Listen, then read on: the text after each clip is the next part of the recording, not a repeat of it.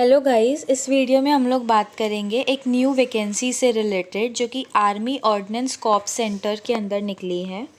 तो इस वीडियो में हम बात करेंगे कि कौन कौन सी पोस्ट निकली हैं, कितनी पोस्ट निकली हैं, क्या फॉर्म फीस रहने वाली है, क्या एलिजिबिलिटी क्राइटेरिया रहेगा और आपका जो एग्ज़ाम होगा उससे आपका सिलेबस क्या रहेगा, उसके बारे में भी हम इसी वीडियो में बात करेंगे। एग्ज़ाम पैटर्न के बारे में भी हम इसी वीडियो में बात करेंगे। तो बिना टाइम वेस्ट किए हुए अपनी वीडियो को स्टार्ट करते हैं। सबसे पहले मैं आपको ये बता दूं कि इन्होंने अपनी जो नोटिफिकेशन निकाली है उसमें बहुत ही क्लियरली अपनी पोस्ट के बारे में बताया है। इन्होंने सारी पोस्ट को कैटेगरी वाइज तो डिवाइड किया ही है। कैटेगरी कौन कौन सी? अनरिजर्व्ड यानी कि general category, EWS, OBC, SC, ST, साथ ही साथ में इन्होंने रीजन वाइज भी अपनी सारी पोस्ट को डिवाइड कर दिया है। तो हम लोग अलग अलग मतलब क्लियरली हर एक चीज़ को समझते हुए चलेंगे। सबसे पहले अगर मैं आपसे बात करूं, मटेरियल असिस्टेंट की पोस्ट निकली है, जूनियर ऑफिस असिस्टेंट की पोस्ट निकली है, civil motor driver, tele operator grade 2, fireman, carpenter and joiner, painter and decorator, MTS, tradesman mate. जिसमें सबसे ज़्यादा वैकेंसी जो है वो ट्रेड्समैन मेट की ही है। बट मैं आपको बता दूं कि जो इससे आपके मतलब जो अलग अलग स्टेजेस हैं सिलेक्शन के लिए, वो हर एक पोस्ट के लिए अलग अलग है। तो हम हर एक चीज़ के बारे में बहुत ही डिटेल में बात करेंगे। पे स्केल आपको साइड में दिख ही रहा है हर एक पोस्ट का, तो वो आप लोग चेकआउट कर सकते हो। अब अगर मैं आगे बढ़ूँ, यहाँ पे हम लोग बात करेंगे कि किस तरीके से रीजन वाइज हमारी सारी पोस्ट डिवाइडेड हैं। तो स्टूडेंट्स यहाँ पे देखो, उन्होंने ना आपको बिल्कुल भी कंफ्यूज नहीं किया, हर एक चीज़ बहुत क्लियरली बताई कि अगर हम ईस्टर्न रीजन की बात कर रहे हैं तो ईस्टर्न रीजन में कौन कौन से स्टेट्स आ रहे हैं, वेस्टर्न में कौन कौन से आ रहे हैं, नॉर्दर्न में, साउदर्न में, साउथ वेस्टर्न में, सेंट्रल वेस्ट में, सेंट्रल ईस्ट में कौन कौन से स्टेट्स आ रहे हैं उन्होंने बताया। और फिर उन्होंने बोला फॉर एग्जांपल अगर मैं दिल्ली की बात करूं तो दिल्ली में टेली ऑपरेटर की 5 वैकेंसीज़ हैं और फायरमैन की 46 वैकेंसीज़ हैं। So you can check out, right. अगर कोई पर्सन नागालैंड से फॉर्म फिल कर रहा है तो वो देख सकता है कि वहाँ पे कौन कौन सी पोस्ट की कितनी वैकेंसी जो है वो निकली हुई है और उसके अकॉर्डिंगली वो अपना फॉर्म फिलअप कर सकता है, राइट। तो इसी तरीके से आप हर एक स्टेट का चेक कर सकते हो।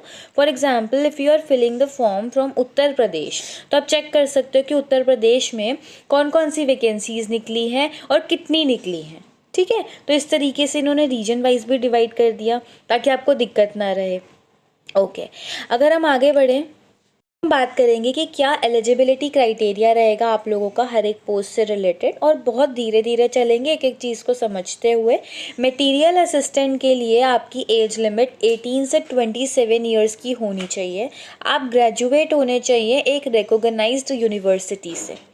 और लिखा है बीच में, वो कह रहे हैं कि या तो आप ग्रेजुएट हो या फिर आपके पास डिप्लोमा हो मटेरियल मैनेजमेंट में, या फिर आपके पास डिप्लोमा हो इंजीनियरिंग में किसी भी फील्ड से रिलेटेड, राइट। तो आपके पास 3-4 ऑप्शन उन्होंने दे दिए। सबसे सिंपल जो मुझे लग रहा है कि जिससे आप लोग इस पोस्ट के लिए एलिजिबल होगे वो होगे कि अगर आप ग्रेजुएट हो किसी भी डिसिप्लिन में, राइट। डिप्लोमा अगर किसी के पास है तो वो चेकआउट कर सकता है इस पोस्ट को।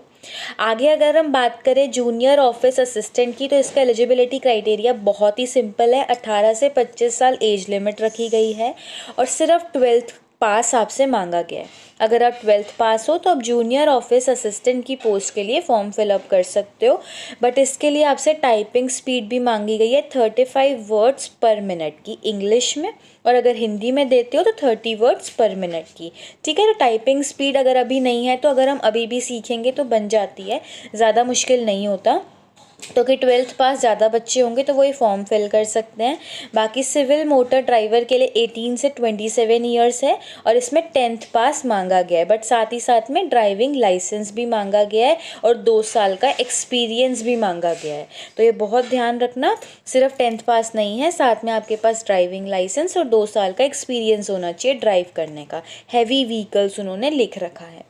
ओके, टेली ऑपरेटर ग्रेड 2 की बात करें तो उन्होंने बोला हुआ है कि आपकी 12th पास होनी चाहिए, बट 12th में इंग्लिश होनी चाहिए आपके पास, राइट। कंपलसरी है, क्लियरली मेंशन है। अगर आपके पास 12th में इंग्लिश नहीं थी तो आप फॉर्म फिल नहीं कर सकते, बट मोस्टली बच्चों के पास 12th में इंग्लिश होगी, राइट। ओके। और डिज़ायरेबल में वो कह भी रहे हैं कि भाई फ्लुएंसी होनी चाहिए स्पोकन इंग्लिश में भी, मतलब इंग्लिश को बहुत ज़्यादा प्रेफरेंस दी हुई है इस पोस्ट में, ठीक है। अच्छा आगे बढ़े, फायरमैन में तो वही 18 से 25 ईयर्स है, 10th पास, बहुत आसान है, मतलब ज़्यादा कुछ एक्स्ट्रा नहीं मांगा हुआ। कारपेंटर और जॉइनर की बात करें 10th पास है बट सर्टिफिकेट मांगा हुआ है या फिर एक्सपीरियंस मांगा हुआ है, ठीक है। पेंटर और डेकोरेटर की बात करें तो इसमें भी 10th पास ही है बट सर्टिफिकेट या फिर एक्सपीरियंस मांगा हुआ है। मैं एमटीएस की बात करूँ तो एमटीएस में भी 10th पास ही मांगा हुआ है, बट वो कह रहे हैं कि अगर आपके पास 1 साल का एक्सपीरियंस होगा तो वो डिज़ायरेबल रहेंगे, मतलब उनको हम पहले प्रेफरेंस देंगे।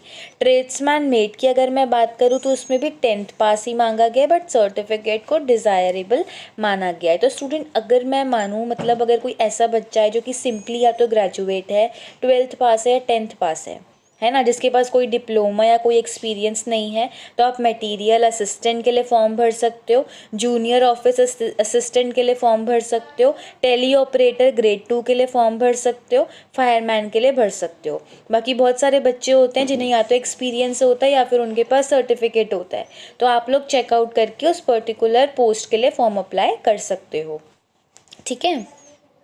देखो स्टूडेंट, सबसे अच्छी चीज़ जो इस पोस्ट की वैकेंसीज़ के लिए है वो ये है कि हमारी फॉर्म फीस है ज़ीरो।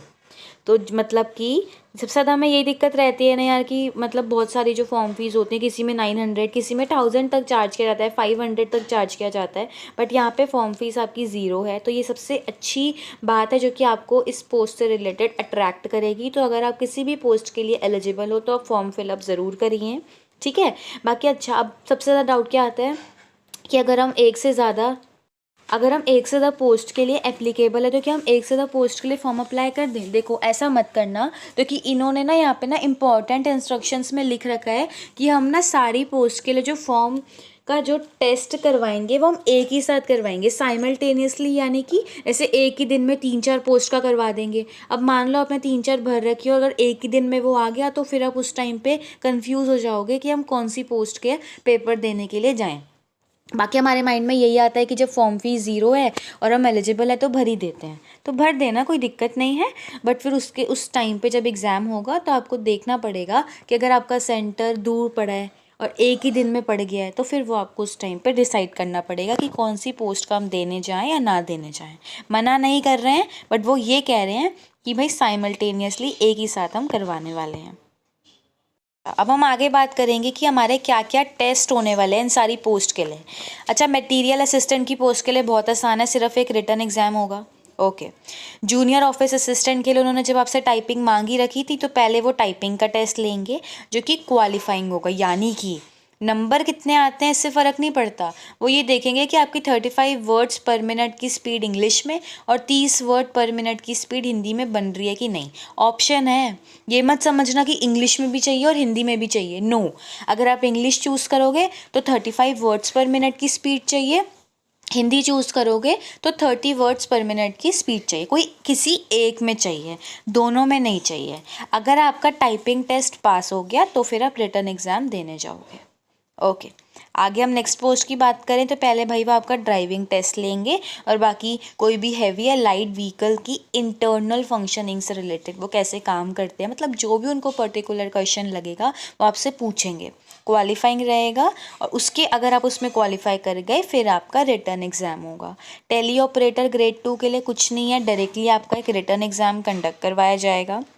फायरमैन के लिए फ़िज़िकल टेस्ट में काफ़ी सारी चीज़ें लिख रखी हैं तो वो आपको देखनी पड़ेंगी यहाँ पे कि आपको जैसे रन करवाया जा रहा है, चेस्ट अनएक्सपैंडेड एक्सपैंडेड वेट, मतलब जो जो चीज़ें हैं यहाँ पे वो आप लोग यहाँ पे चेकआउट कर सकते हो। अगर क्वालिफाई कर गए तो फिर रिटर्न एग्ज़ाम में जाएंगे आप लोग।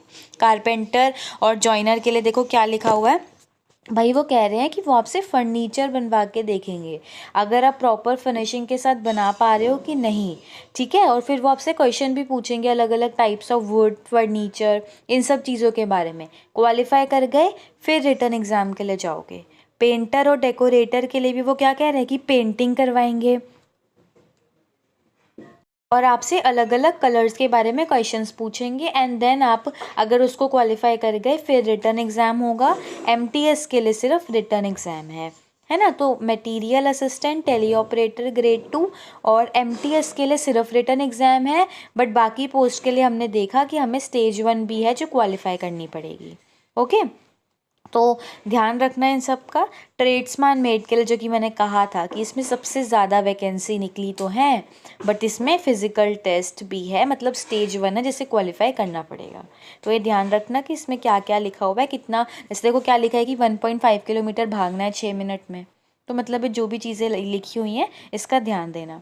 बाकी अगर मैं आपसे अब आगे बढ़ूँ और पेपर के बारे में बात करूँ तो उसका ध्यान दो। अब यहाँ पे आप देखो, पहले उन्होंने हमें अलग अलग करके बता दिया भाई। जो 10th पास वाली आपकी पोस्ट है उसमें आपसे 150 क्वेश्चंस पूछे जाएंगे और हर एक क्वेश्चन 1 नंबर का होगा। नेगेटिव मार्किंग है, उसके बारे में आगे बात करेंगे। General intelligence, numerical aptitude, general English, general awareness, कितने नंबर ऑफ क्वेश्चन है, कितने मार्क्स के हैं, सामने लिखे आप पढ़ सकते हो। 20 मिनट्स एक्स्ट्रा मिलेंगे हैंडीकैप्ड कैंडिडेट्स को। आगे बात करें 12th पास स्टैंडर्ड के लिए, आप देख सकते हो इन सारे सब्जेक्ट से इतने इतने क्वेश्चंस, इतने इतने मार्क्स के पूछे जाएंगे। 20 मिनट एक्स्ट्रा होंगे विजुअली हैंडीकैप्ड कैंडिडेट्स के लिए, यानी कि जो दिख रहा है कि भाई, मतलब मैं बोल नहीं रही हूँ, बट जो दिख रहा है कि पर्टिकुलर पर्सन हैंडीकैप्ड है उसको 20 मिनट एक्स्ट्रा दिए जाएंगे, है ना। और मतलब 3 ही हमारे लेवल हो गए ना, एक 10th पास हो गया, एक 12th पास हो गया, एक ग्रेजुएट पास हो गया। तो उन्होंने आपको तीनों के लिए ही अलग अलग बता दिया कि क्या क्या सब्जेक्ट से कितने कितने क्वेश्चंस पूछे जाएंगे। ओके, मल्टीपल चॉइस क्वेश्चन होंगे। आपके पास ऑप्शन होगा कि आप या तो इंग्लिश में दो या फिर हिंदी में दो उस टेस्ट को।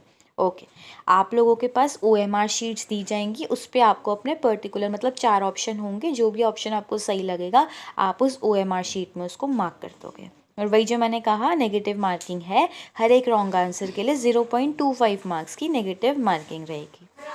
अब तो ये आपके सामने सारा सिलेबस है कि जनरल इंटेलिजेंस और रीजनिंग में क्या क्वेश्चंस होंगे, इंग्लिश के क्या क्वेश्चन होंगे, है ना। तो देखो इंग्लिश में तो यही सब होता है कि या तो सेंटेंस को कह देते हैं कि रीअरेंज कर दो सीक्वेंस वाइज, ठीक है। सिनोनिम्स, एंटोनिम्स, ये सब पूछे जाते हैं। वोकैबुलरी आपकी टेस्ट की जाती है।